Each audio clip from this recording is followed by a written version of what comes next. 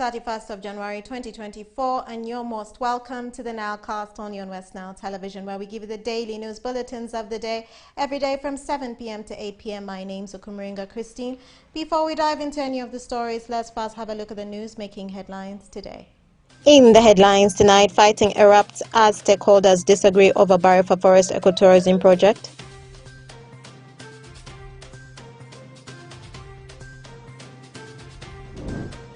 A 38-year-old man drowns in newly constructed dam in Erusi sub-county.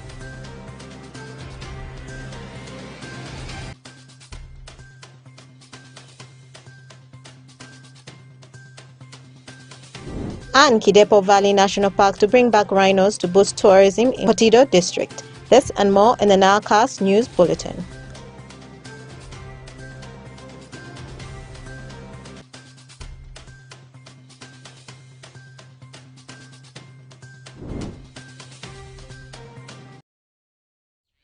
You're most welcome, viewers, to the NILE CAST on West Nile Television. Now let us dive into some of the stories of the evening. The consultative meeting that was organized to resolve issues over the Barifa Forest Reserve ecotourism project between the developer, Honorable Oguzuli, the Maricha County Member of Parliament, and the other stakeholders ended prematurely after an angry mob attempted to attack the legislator. Honorable Oguzuli, the Maricha County Member of Parliament, expressed dismay towards the City Council for failing to approve the plans he presented before them, and other requirements of the project. Take a look. The consultative meeting that was organized to resolve the discrepancies over Barifa Forest Reserve ecotourism project between the developer, Honorable Oguzuli, the Maricha County Member of Parliament, together with other stakeholders, ended prematurely after an angry mob attempted to attack the legislator. This was during the meeting convened by Arua City Council following a recent letter circulated in which the disgruntled legislator expressed intention to sue the City Council over failure to approve his plans of developing the area without any proper reasons.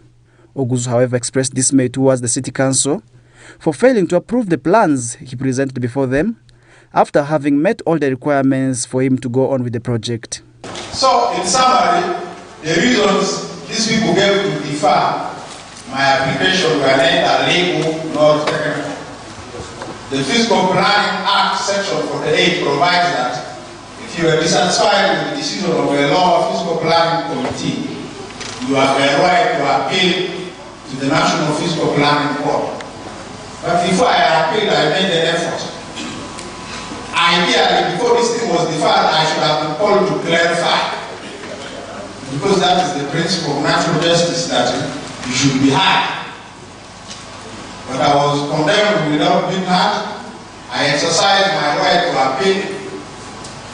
And when I exercised that right, the board told these people to review my development application.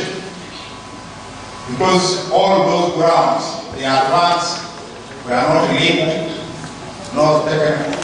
Anthony Dadia, the then city engineer, however, denied having refused to assent to the plans but rather deferred the arrangements since it did not meet the standards of ecotourism and forest conservation, which was the requirement for the developer to ensure, and thus this called for amendments in the proposed plan. We were seeing, you look at the package. If you consider this document, ecotourism and forest conservation, and you have a parking space for 500 cars with the emissions of carbon, then the relationship seems to be, we need a guidance. Actually,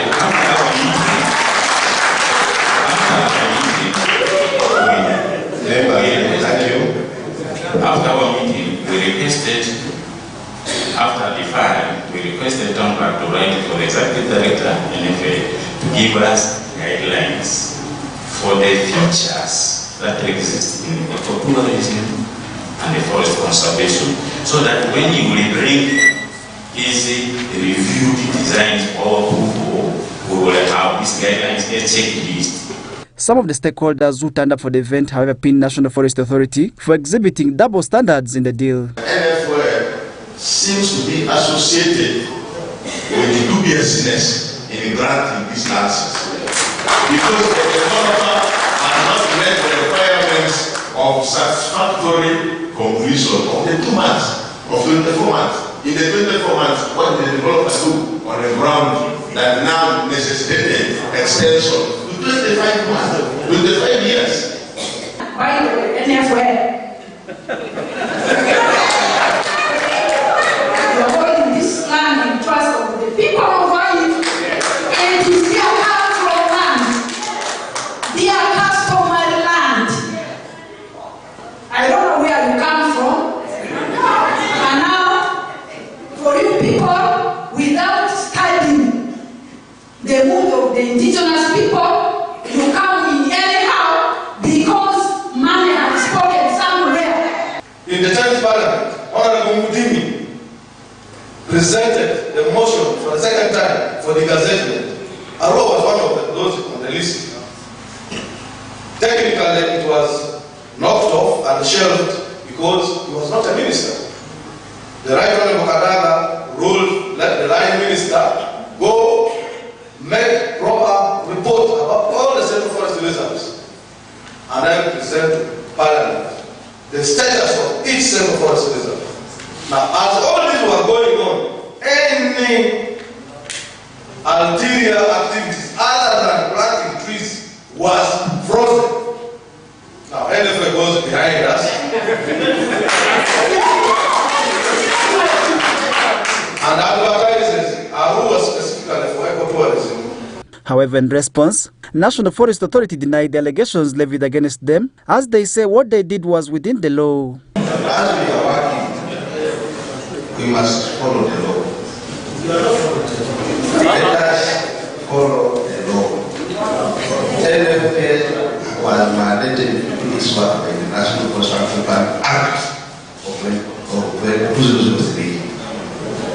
Whatever we are doing, we are within the law. I want to assure everybody that Oguzuli was given a license by NFA. In 2019, National Forest Authority, the body mandated to protect and conserve the forest, granted Oguzuli, the Maracha County Member Parliament, permission to construct an ecotourism and recreational center, but till date, the City Council is yet to approve the plans on basis of gaps in the project. Scuffle ensued in yesterday's sitting, which is the second time this consultative meeting is taking place between the developer and the other stakeholders, where an angry mob attempted to attack the legislator calling for security intervention. Farish Majid, West Nile TV, NILE CAST. And more in our stories this evening, police and residents of Erusi sub-county in Nebi district have launched a joint operation to search for the body of a 38-year-old man identified as Dennis Onim, who drowned in a newly constructed dam on 30th of January 2024. Alfred Jawok has more.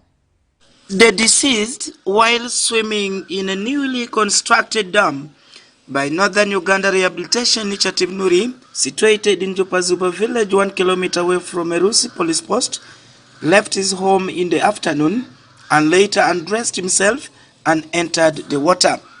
It was discovered in the evening that the deceased is no more, and residents alerted police for actions to search for the body.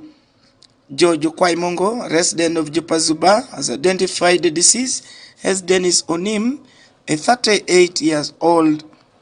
According to Kwaimongo, the deceased entered the water to swim against the caution prohibiting swimming in the area. That man, in the name of Onim Dennis, he came to swim and failed. Up to now, from Monday in the evening, his life is not okay. We are still yearning for the body, all in vain. Meanwhile, Beris Opeo, the area local council one chairperson Jupazuba village, described the incident as unfortunate. He appealed to the residents of the surrounding villages to join security operatives to search for the body in the water. Opeo appealed to the district leadership to coordinate with the Marine Police to help in search of the body, which has taken 2 days without any progress. Mayalo nyobongo pare dedong itu pieni. nangone ay bino kate mangoni ibikal wera gada idupi donc sama ibikal wera gada lioto make ka dong ebino ne bi jo donc awiya matendo moko bedo tie mube ka jokede ni akuri inge dongo ngo pi kudi mondi pi no wakeno ene kumero memero ko mube di kome e wache ne nge dongo picha e game e mondi pi cha ko jom tunde game awiya che bwa kudi mondi pi tunde game e kulowe ne ave be dongo pi. However, some eyewitnesses who were present at the time of the incident narrated that the deceased entered the water despite being stopped not to enter but paid deaf ears.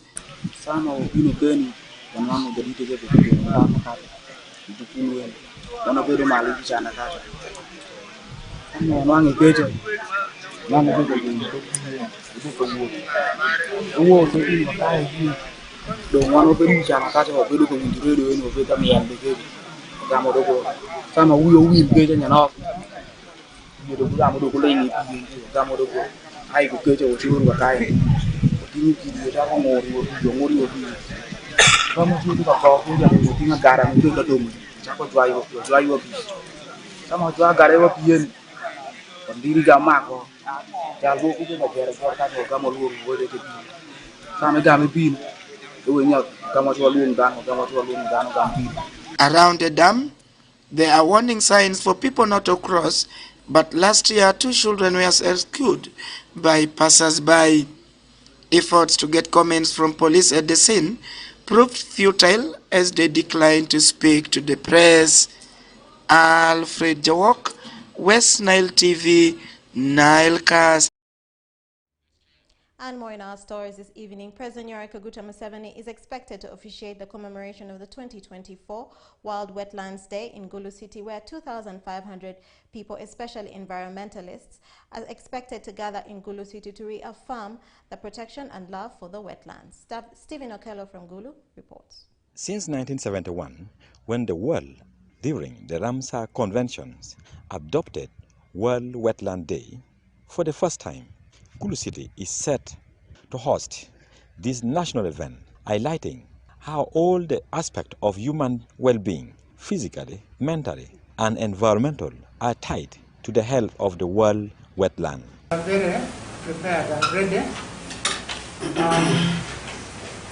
Wetland Day is all about awareness, instilling awareness of the importance of the wetland. As human beings, we all know that wetland is the source of water, and we know water is life. George Ovola, an environmental activist, says as civil society organizations, they will use the day to call upon government to take serious action of cancelling land titles and evicting those who have encroached in the wetland, especially in Gulu City. It's an opportunity that for us actors and fighters and environmental actors and defenders, we can't miss. We have been fighting, we have been shouting, we have been naming and shaming. And this is a time we are still going to continue. The coverage, when you look around, the coverage of wetland destruction, leave alone Gulu City, but in the whole area of northern Uganda, go to the eastern Uganda, is too big that we all need to rise up and say no and defend it. Tony Olanyolenge from Achule Cultural Institutions says the decision taken by government of Uganda to host the celebration of International Wetland Day in Gulu City is coming to energize Kekwara Achule in speeding up the process of producing the Acholi policy document on environment and natural resources.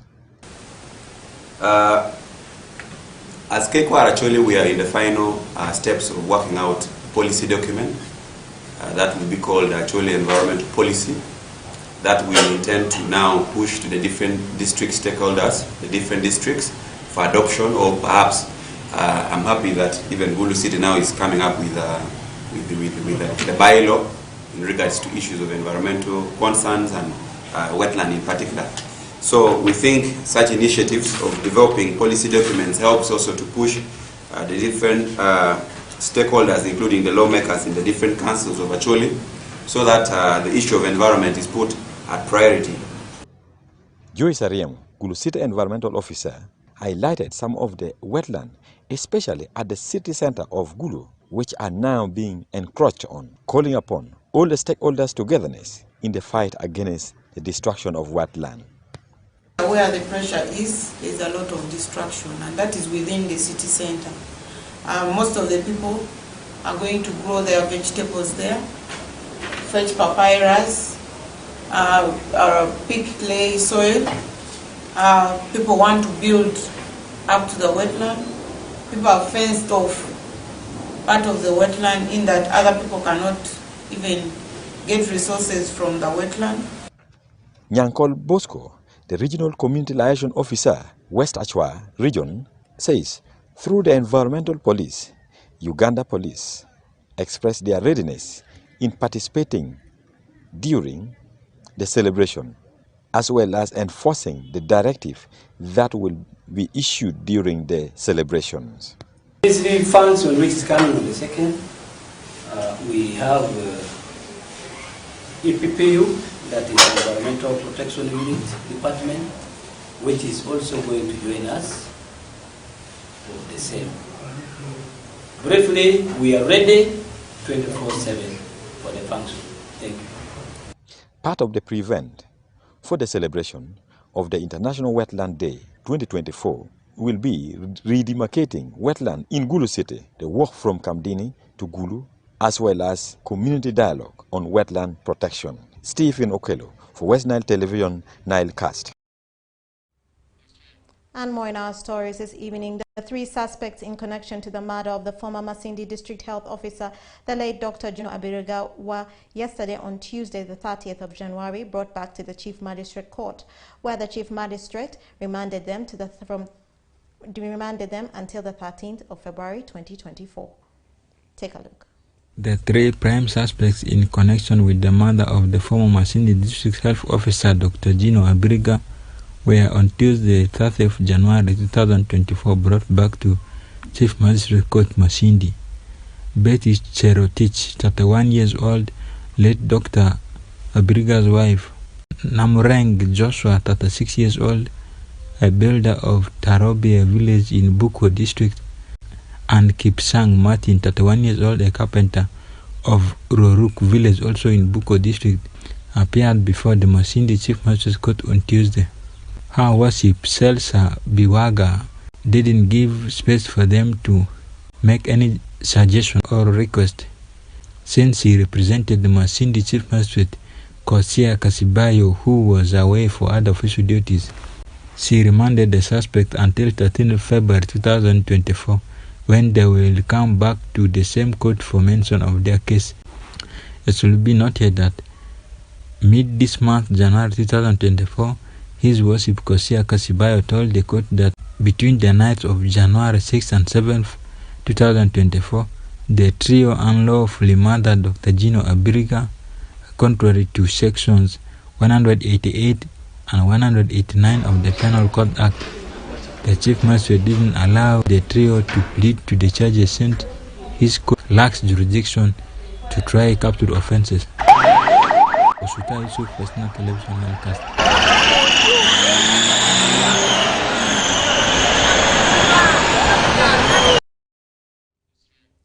And more in our stories this evening. In a bid to bring back the lost glory of Kidepo Valley National Park, which is known in the late 60s as the home for the Big Five wild animals, the management, with support from development partners, is set to import 10 rhinos to boost tourism. Take a look. Named after a Karamojong word, Kidep, which means the collections of palm cones. In the same read, Kidepo Valley National Park is a home to over 78 different types of animals and 480 bird species with a variety of unique vegetations.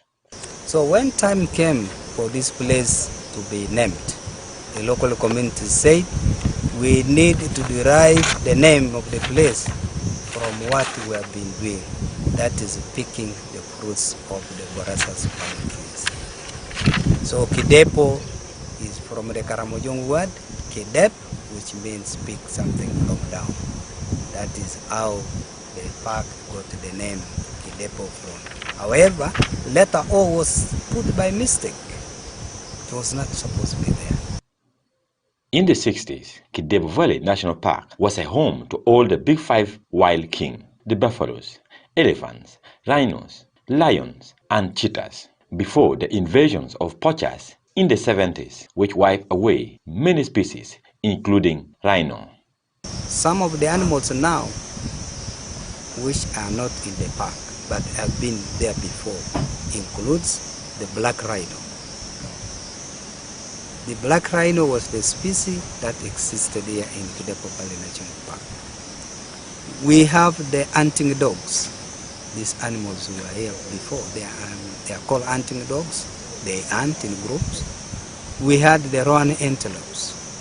Those animals are not longer here, but you can find them in the game reserve called Pianute. The park is currently hosting over 10,000 heads-of buffaloes, making it the only game park with the biggest number of buffaloes in the world, over 800 elephants, and significant number of lions and cheetahs. Remember, we have apart from the rhino, all the big five are here.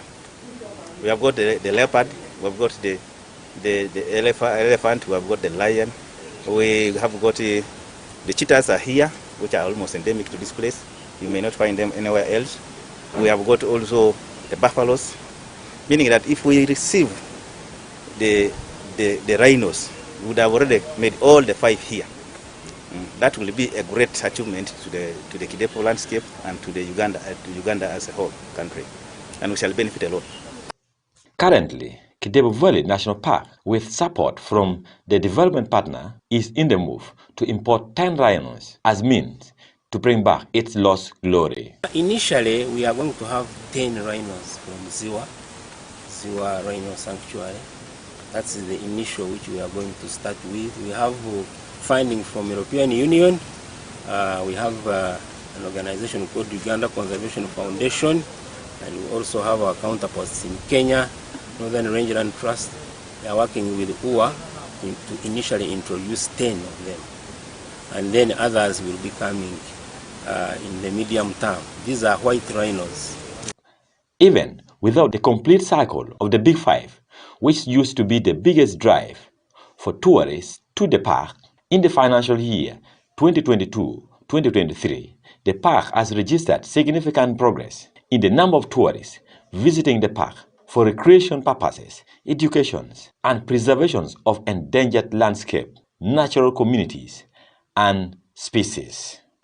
In fact, local tourists are now picking faster than all the categories of tourists. We are now getting, in fact, the last financial year, I received 5,450 local tourists, meaning that it's more than a half of the total number of clients that I got in the landscape. Meaning that as we continue talking to the communities, giving them more awareness, telling them the value of the resources that we keep here, more will come, more will visit, and more will enjoy.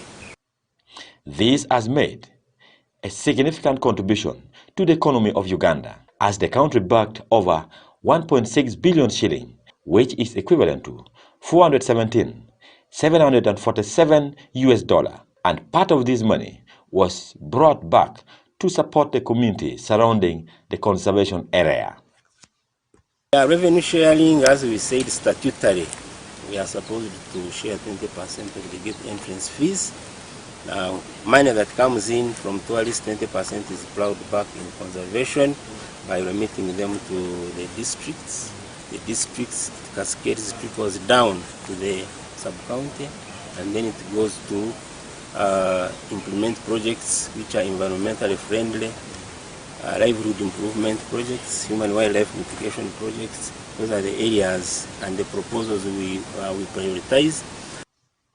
However, over the years, the park has been facing several challenges, including COVID-19 pandemic, which greatly affect the revenue of the park for over 2 years, and poachers.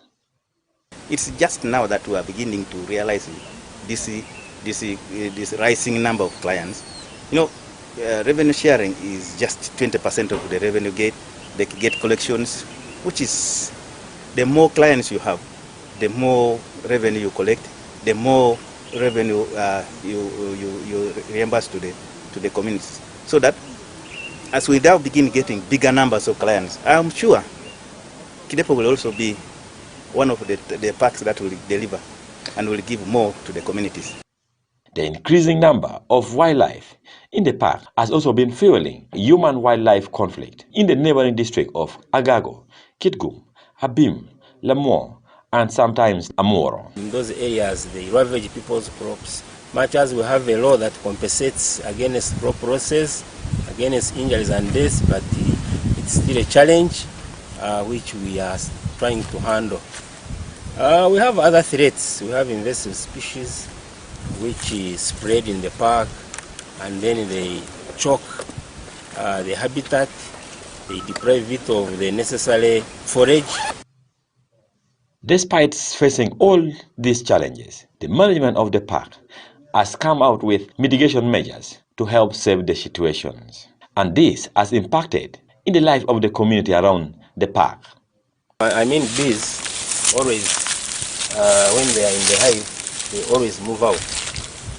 And then when these bees enter the trunk of an elephant, it takes it a lot that it doesn't want to even finish there in a second. It will have to run away for its life. So it's the beehives, they irritate them, and once they go in their trunk, then that is enough to scare them away. The vast species of animals and birds, as well as the unique features of Kidepo Valley National Park, attract tourists from around the world all years round. And this has been, over the years, improving on the economy of the country. Stephen Okello for West Nile Television, NILE CAST.